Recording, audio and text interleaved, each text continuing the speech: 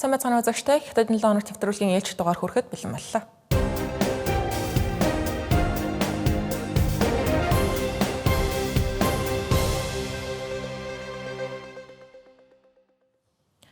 Америк нэгдсэн улсын ерөнхийлөгч Дональд Трамп болон Хятад улсын дарга Ши Жинпин нарын удаан хугацаанд хойшлогдож хизээ болгон тодорхойгүй байсан уулзалтын эцсийн тов гарсан байна. Талуудын дээд хэмжээний уулзалт энэ сарын 14-өөс 15-ны хооронд Бээжин хотод болохоор болжээ.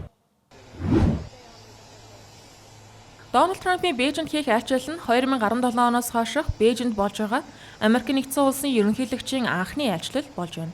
Энэхүү уулзалт нь дэлхийд дахинд хурцдмал байдал нэмэгдэж, хоёр улсын харилцаа суларсан үед дипломат чухал мөч болно гэж үзэж байна.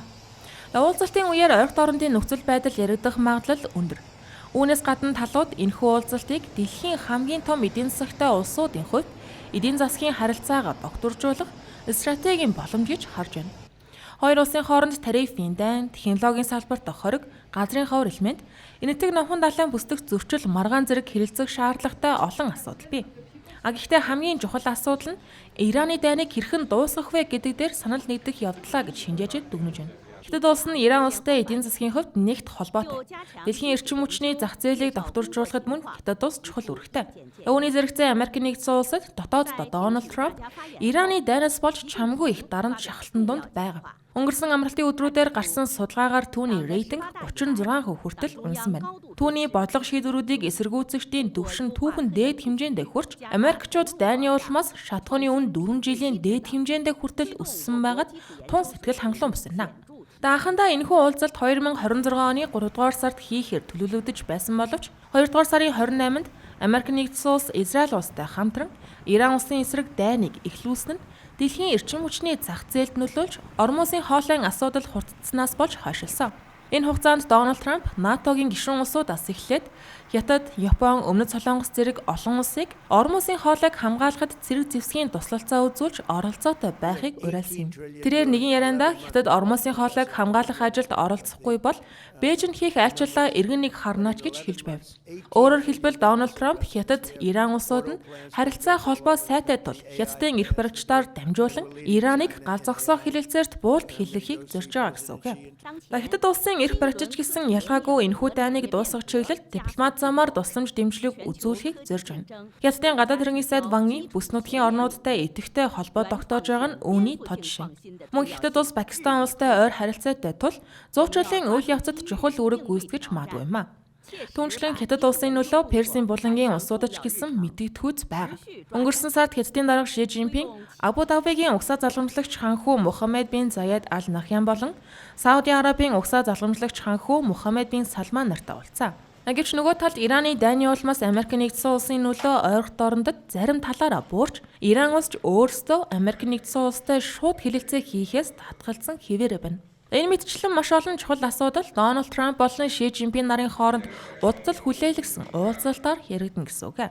Хэдийгээр дөрвтэй үр дүн гарах хэсэг нь тодорхойгүй боловч төрийн тэргүүд хоёр улсын эдийн засаг нэг нэгнээсээ ихээхэн хамааралтай байгаад зогсохгүй дэлхийн хамгийн том эдийн засагтай улсуудын хувьд бусад улс орны эдийн засагч гэсэн шууд нөлөөтэй гэдгийг харгалзан үзэж харилцан ашигтай шийдэлд хүрэх боломжийг эрэлхийлэх нь энэ тэргүүний чухал хэрэг болоод байна. Дашин дуртахад энэ онд Дональд Трамп, Ши Жинпинээр хэд хэдэн удаа уулзах магадлалтай байна.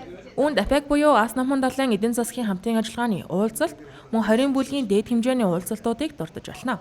Түүнчлэн энэ оны сүүлчээр Дональд Трамп тэргүүн хатагтай Мелания Трампын хамт Ши Жинпин болон түүний эхнэр Пен Люаныг цагаан ордонд дөрөх төлөвлөгөөтэй байна. Иран улсын гадаад хэргийн сайд Аббас Аракчи Бээжин хотод Хятадын гадаад хэргийн сайд Ван Yiтэй уулзсан талаар Шинхua агентлагаас мэдээлж байна. Энэ өөрөө Америк нэгдсэн улс болон Израиль хамтран Ираны эсрэг довтолж эхэлснээс хойших Аббас Аракчигийн Хятадд хийж байгаа анхны ажил болж байна. Ираны гадаад хэргийн сайд Аббас Аракчи Бээжинд хүрэлцээрж Хятадын гадаад хэргийн сайд Ван Yiтэй хоёр улсын харилцаа хамтын ажиллагаа болон орогт орондод тулгамдж байгаа асуудлуудын талаар хэлэлцжээ. Америк нэгдсэн улсын ерөнхийлөгч Дональд Трампыг Бээжинд ажиллахаас 7 хоногийн өмнө ийхүү Ираны өндөр албан тушаалтан Бээжинд айлчилж байгаа нь Иран болон Хятад улсын харилцаа холбоо сайн болохыг харуулах тодтох зорилготой гэдгийг олон улсын шинжээчид дүгнэж байна. Аббас Аракчигийн хувьд өнгөрсөн 2 дугаар сард эхэлсэн Америк нэгдсэн улс Израилийн Иран дахь цэргийн ажиллагаанаас хойш анх удаа Хятадд айлчилж байгаа нь энэ юм. Үүний өмнө тэрээр Ван Йитэй 3 удаа утсаар ярьж байсан. Америк нэгдсэн улсын эрх баригчдын хувьд Хятад улс Иран улсад Ормузын хоолойн хяналтаа сулруулахад нь шахалт үзүүлэх ёстой гэж үзэж байгаа. Учир нь Ормузын хоолой болон орох дорндын бүс нутгаас Хятад улс газрын тосныхоо тал орчим хувийг авдаг тул Ираны дайныг эзлэхэд үүрэг оролцоотой байх ёстой гэж Вашингтон уриалж байгаа. Бээжингээс мэдээлж байгаагаар Аббас Аракчи болон Ван Йи нарын уулзалтын үеэр хилэлцэгдсэн 2 гол асуудал нь гал зогсоох хилэлцээрийг хадгалах Ормузын хоолойг дахин нээх явдал байжээ. Хятадын байр суурь нь Ираны хувьд тун чухал байгаа. Учир нь Хятад улс нь Нэгдсэн үндэсний байгууллагын аюулгүйн зөвлөлийн байнгын 5 гишүүний нэг тул Нэгдсэн үндэсний байгууллагын түвшинд Ираны эсрэг ямар нэгэн хориг арга хэмжээ авах тухай яриа хэлэлцээ явагдвал Техранд Бээжингийн дэмжлэг зайлшгүй шаардлагатай болох юм а. Урьдчилан та бүхэн Хятад улсын бизнес эдийн засаг технологийн салбарт гарч байгаа мэдээлэлээс таймлан хүргэе. Оюун түрүүнд Хятадын импорт экспортын 139 дахь удаагийн үзэгслэн болж байна. 2023 онд болсон 133 дахь удаагийн үзэгсэлэнд 4500 орчим өндөр технологийн болон инновацид суурилсан компаниуд оролцож байсан бол энэ жилийн тухайд энэ удаагийн арга хэмжээнд 11000 гаруй компаниуд оролцож энэ тоо 4 жилийн хугацаанд 1.4 дахин өссөн байгааг харж байна. Үзэгсэнд оролцож байгаа компаниудын дунд үндэсний түвшний өндөр технологийн аж ахуй нэгжүүд, дэвшилтэд үйлдвэрлэлийн шийдэл бүхий компаниуд томоохон үйлдвэрлэгчид багтаж байна. Үзэгслэн зохион байгуулагчдын мэдээлснээр нийт оролцогч компаниудын 35% нь дэвшилтэд өндөр технологийн салбарт үйл ажиллагаа эрхэлж байгаа компаниуд аж. Бүтээгдэхүүний хэмжээгээр энэ удаагийн үзэгсэлэнд нийт 465 сая төрлийн бараа бүтээгдэхүүн танилцуулагдаж байгаа нь өмнөх удаагийнхаас 155 дахин их үзүүлэлт. Үүн дотор эко, бага нүүрс төрөгчтэй болон ухаалаг бүтээгдэхүүн дийлэнхийг нь эзэлж байна. Мөн компаниуд дижитал болон бага нүүрс төрөгч ялгаруулдаг технологийн шинжилгээ эрчимжүүлснээр Хятад улсын бизнес эрхлэгчид зөвхөн үйлдвэрлэлийн төв биш, инновацийн төв болохыг зорж байгааг харуулж байна. Худалдан авагчдын урсгалч мөн эрс нэмэгджээ. Зөвхөн эхний 2 үе шатанд 245 мянган худалдан авагч ирсэн ба үүнд 140 худалдааны төлөөлөгчийн баг, 344 томоохон олон улсын худалдан авалтын компаниуд багтсан байна. Энэ нь өмнөх жилүүдтэй харьцуулахад мэдэгдэхүйц томоохон өсөлт. Гадаадын зах зээлийн хувьд хойд Америкаас ирсэн худалдан авагчдын тоо нэмэгдсэн бол бүс ба зам санаачлагад нэгдсэн орнуудын оролцоо тогтвортой хിവэрэ байлаа. Үүн дээр нэмээд ойролт орнуудын томоохон компаниуд бүс нутгийн докторгүй байдлаас үл харгалзан энэ удаач гэсэн энэхүү үзэгсэлэнд биечлэн оролцлоо. Хятадын импорт экспортын үзэгсэлэнд 1957 оноос хойш жилдээ 2 удаа Гуандун мужийн Гуанжу хотод зохион байгуулагддаг. Хятадын гадаад худалдааны хамгийн урт хугацаанд үргэлжилж байгаа олон улсын үзэгсэлэнд тооцогддог. Олон улсын худалдааны барометр гэж хүртэл нэрлэгддэг энэхүү арга хэмжээ нь Хятад улсын экспортын чиг хандлагыг шууд илэрхийлдэг байна. Хятадын чип үйлдвэрлэгчид хэмэл оюуны салбар хурдтай өсөж байгаатай холбогдуулан судалгаа хөгжүүлэлтэндээ орлогоосоо илүү хөрөнгө оруулалт зардлыг гаргаж байна. Энэхүү шин санхүүгийн тайлангуудаас харахад нийт орлогынхоо 40-50% зарцуулсан тохиолдолд хүртэл байна. Бүгд найрамдах Хятад ард улсын нийслэл Бээжин төвтөө Moore Trades 2026 оны эхний улиралд нийт орлогынхоо 50%-ийг судалгаа шинжилгээнд зарцуулсан бол Шанхайд байрладаг Meta X мөн хугацаанд 45%-ийг нь судалгаа хөгжүүлэлтөнд чиглүүлжээ. Энэ нь Хятадын чипний салбар дахь стартапууд технологийн хоцроглыг нөхөж гадаад зах зээлд хүчтэй өрсөлдөхийн тулд орлогоо бараг бүхэлд нь инновацид төвлөрүүлж байгааг харуулж байна. Харин Америк нэгдсэн улсын томоохон тоглогчид болох AMD болон Intel компаниуд сүүлийн жилүүдэд орлогынхоо ойролцоогоор 20-30%-ийг судалгаа шинжилгээнд зарцуулж байна. Дэлхийн хамгийн том хэмэл оюуны чип үйлдвэрлэгч Nvidia компани хувьд судалгаа хөгжүүлэлтийн хувь хэмжээ 2022 оны 27.2%-аас 2025 онд 8.6% хүртэл огцон буурсан байна. Энэ нь зардал буурснаас бус харин хэмэл оюуны чипийн эрэлт огцон өсч $215.9 тэрбум хүрснээс үүдэлтэй юм. Гэхдээ бодит зарцуулалтын хэмжээгээр Америк нэгдсэн улс илүү хэвээр нь 2025 онд Nvidia 18.5 тэрбум доллар, AMD 8 тэрбум доллар, Intel 13.8 тэрбум долларыг судалгаа хөгжүүлэлтөнд зарцуулсан бол Хятадын Meta X ойролцоогоор 146 сая доллар, Moore Trades 2025 онд 180 сая долларыг зарцуулжээ.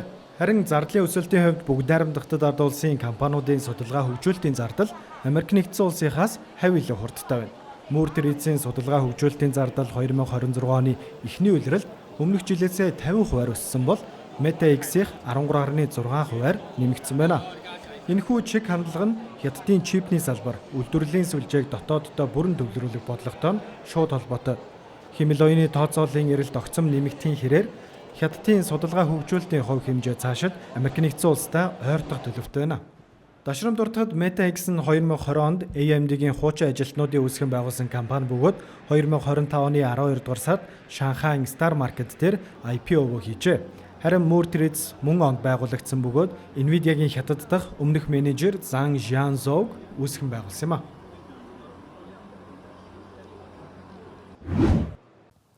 Дэлхийн хамгийн том дрон үйлдвэрлэгч DJI-ийн Бээжин дэх гол дэлгүүрт яг одоо шинэ бүтээгдэхүүний танилцуулгууд эд явагдаж байх ёстой байтал 50-рууд нь хоосон шахуу болсон байна. Учир нь Хятадын нийслэл Бээжин хотод 5 дугаар сарын 1-ээс хэрэгжиж эхэлсэн шинэ дүрм журмаар зөвшөөрлгүйгээр дрон худалдах, түрээслэх ашиглахыг хориглосон байна. Хятад улс олон нийтийн аюулгүй байдлыг хамгаалах үүднээс дронтой холбоотой зохицуултыг үе шаттайгаар чангаруулж ирсэн. Харин энэ удаад нийслэл хоттой бүрэн шахуу хориглож байгаа нь хэрэглээний дроны салбарыг үүсгэн хөгжүүлсэн гэж хэлж болох үз энэ салбарт дэлхийд ноёрхож байгаа улсын хувьд огцон мэргэлт болж байна.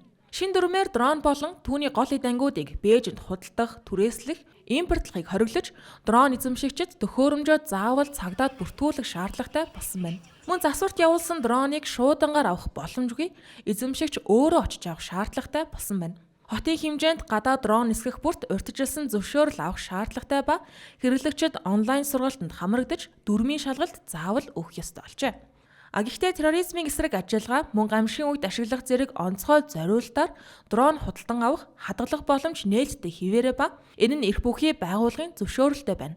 Эдгээр журмууд хэрэгжиж эхэлсэн нь Хятад улсын эрх баригчид эдийн засгийн боломжоос илүү иргэдийн аюулгүй байдлыг энэ тэргуунд тавьсан хэрэг гэгдэж байна. Учир нь Хятад улсын хувьд дрон нь бага өндөрлөгийн эдийн засаг гэж нэрлэгддэг стратегийн салбарын нэг хэсэг. 2035 он гэхэд 2 их найд юанаас давсан зах зээл бий болно гэж тооцоолж байсан. Хятадын зарим хотод дрон нь хоол хүргэлт, хөдөө аж ахуй, барилгын цэвэрлэгээ зэрэгт өргөн хэрэглэгддэг. Гэвч энэхүү энэ сараас эхлээд бодит байдал дээр Хятад улс дрон нисгэхэд хамгийн хатуу журамтай орнуудын нэг болж байна. Хятадын эрх баригчид 3 дугаар сард эдгээр хязгаарлалтыг батлахдаа бага өндөрлөгийн агаарын орон зайн аюулгүй байдалд тулгарч байгаа сорилтуудыг шийдвэрлэх зорилготой алхам гэж тайлбарж байсан. Мөн аюулгүй байдал болон технологийн хөгжлийн хоорондох тэнцвэрийг олох ёстой гэж үзсэн байдаг.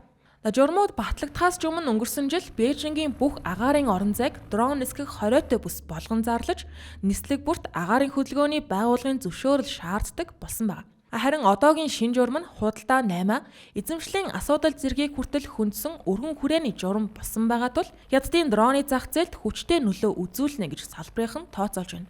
Одоогийн байдлаар Хятад улсын хэмжээнд 3 сая гаруй бүртгэлтэй дрон байдаг. Эдгээр хязгаарлалт хэрэгжиж эхлэхдээ зэрэгцсэн DJI компани Бээжин дэх дэлгүүрүүд дрон болон холбогдох бүтээгдэхүүнээ лангуунаасаа татаж эхэлжээ. Хэмэл оюун хүнийг орлох уу үгүй юу? Хэмэл оюунаас болж ажлын байр буурах уу? Ажилгүйд нэмэгдэх үү зэрэг асуултууд хэмэл оюун хөгжихийн хэрээр олон нийтийн дунд гарах болоод байна. Тэгвэл Хятадын технологийн төв гэгддэг Ханжао хотын шүүх ажлаасаа халагдсан ажилтны талд шийдвэр гаргаж өөрөөр хэлбэл түүнийг хэмэл оюунаар орлуулсан гэх компани үндэслэлийг хууль бус хөдөлмөрийн эрхийг ноцтой зөрчсөн хэрэг гэж үзсэн байна. Энэхүү шийдвэрийг хуульчид хөдөлмөрийн эрхийг хамгаалсан чухал шийдвэр гэж үзэж байна. Ялангуяа Хятадын эрх баригчид буюу Хятадын коммунист нам үйлдвэрлэл технологийн салбарт хэмэл оюуныг өргөн нэвтрүүлэхийг идэвхтэй дэмжиж байгаа ийм үед хэмэл оюуны хэрэглээг шүүмжилсэн шүүхийн дүгнэлт гарч яана гэдэг нь чухал ач холбогдолтой хэрэг яах аргагүй муу юм а. Тодорхойлбол Ханжаогийн дунд шатны ардын шүүх анхан шатны шүүхийн шийдвэрийг хിവэр үлдээж тухайн ажилтныг хууль бусаар халсан гэж дүгнсэн байна. Шүүхийн тайлбарт компани дурдсан үндэслэл нь үйл ажиллагаа буурах, эдийн засгийн хүндрэл зэрэг хуульд заасан нөхцөлд хамаарахгүй, мөн хөдөлмөрийн гэрээг цуцлах зайлшгүй шаардлагыг хангаагүй гэж үзжээ. Энэхүү хэрэг маргааны гол асуудал нь компани хэмэл оюуныг ашиглан хүний ажлын байрыг орлуулахыг халалтын үндэслэл болгож болох эсэхд төвлөрч байгаа. Тодорхойлбол Жоо гэх ажилтан тус хотын нэгэн технологийн компанид чанарын хяналтын ахлах ажилтнаар ажиллаж хэмэл оюуны хилний загваруудын гаргасан хариуг шалгаж баталгаажуулдаг байжээ. Тэрээр жилдээ 300 мянган юан буюу 150 сая гаруй төгрөгийн цалинтай байсан боловч Химэл оюун түүний ажлыг оролсны дараа компани түүнийг доод албан тушаалд шилжүүлж цалинг нь 40%-аар бууруулах санал тавьсан байна.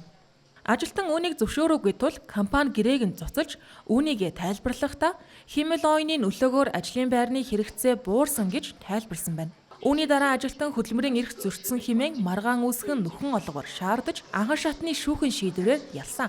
Гэвч компани бууж өгөлгүй 2025 онд шүүхэд нэхэмжлэл гаргасан боловч дүүргийн шүүхэд ялагдаж ийхүү давж заалдах шатанд мөн адил ялагдаж байна. Шүүхээс мөн компани санал болгосон шинэ ажлын цалин нь өмнөх ажлаас нь 40%-аар буурсан байгаа нь үндэслэлгүй тооцоолол гэж үзсэн байна.